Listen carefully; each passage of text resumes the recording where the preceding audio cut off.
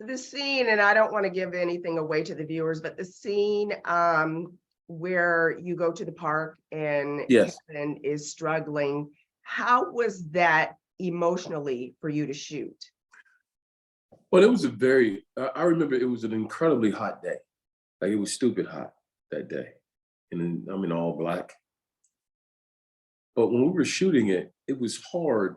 It's a difficult scene to shoot because uh, the young man playing Kevin is such a good kid and was a good, and you know, the rabbit hole that I knew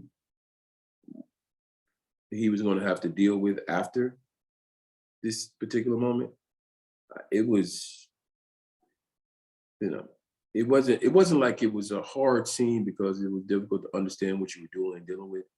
It was just a painful scene because what had to happen, if I can make that. So for me, it was a flux of emotions because it was no, you would never want to be in that situation. Never. And then never. I won't give too much away either. There we go. Mhm. Later, after that scene, you visit Kevin. Yeah. How do you put yourself in that place? It was so gripping, watching you with your backs together. How do you put yourself there? I it was really the moment because if you're a parent, first off, you never want nothing to happen to your kid. That's number one. You want nothing bad to happen to them. Number two, you don't want to ever have any responsibility for that. And then number three, when you recognize how you've been held in their eyes, that's kind of this little superhero hero kind of dude. So you have to that adds more salt to the wound. So for me, that scene and why it was, you know, quiet because there was nothing you could say. Mhm. He couldn't scream. He couldn't let out the emotions he wanted to because he had to have hope for his kid. And at the same time, he had to recognize the position that he put him in. So for me, it was you know, the best thing to do, I thought. Mhm. Still Um, bothersome because see, I haven't seen it yet. So see, look, I know what's going to happen, but I just haven't seen it. So I'm looking forward to seeing it myself tomorrow. mhm. Well, how did having a partner change the dynamic this season?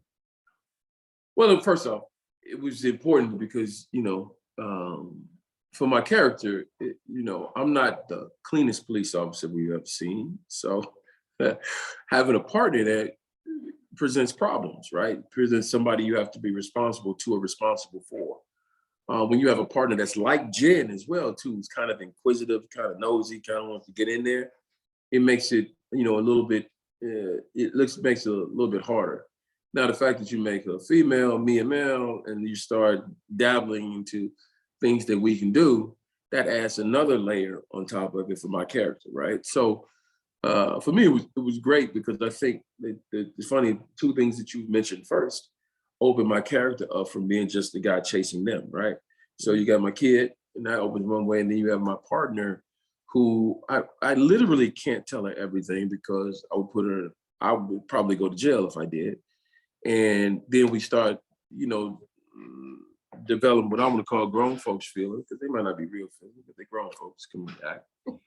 And so you have to deal with that. So I thought it was great that they brought in a character for me to have to deal with and play off of and be partnered with.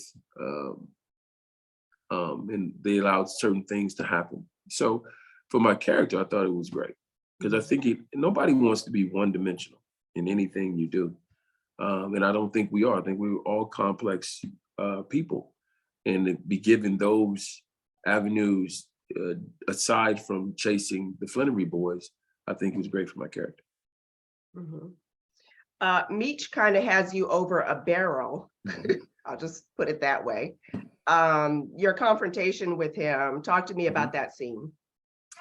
Well, that was great because it really allowed, if you're from Detroit, you know where that scene, you know where that place is. You know what I mean? It's like if you're from New York, you know when they're really in Times Square, you know when they're really at Washington Park. You know what I mean?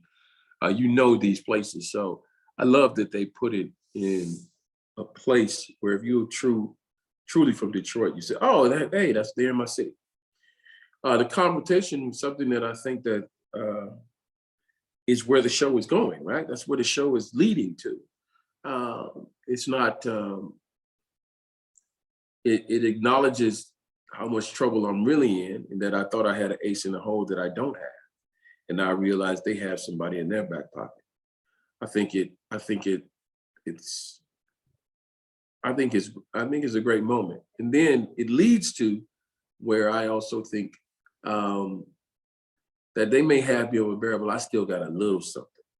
And it turns out that I don't have that either. And so I think it takes my character to a whole nother place. But that is where it starts. That's where the unraveling sort of begins. And then we keep going from there. Did you guys shoot the entire final episode in Detroit? Nope. We were up there for about maybe a week and a half. Shot a lot of the exterior stuff, a lot of stuff where we wanted to get. We wanted to make sure that the character of Detroit was represented. Maybe it was 2 weeks because we had to, fill in spots in other episodes as well. Has Randy told you anything about season 3, when it's going to start shooting, anything? We're shooting now. That's why that's why you're going to be my last interview, so I can go to work. So we're shooting season 3 now. We're on episode 2 as we speak. So we've already started. Randy is still in there and still giving his input to what we need to have happen right now. And so we're chugging along. We're going. I think after the finale, I think people will like where the show is going the next season. So we'll see.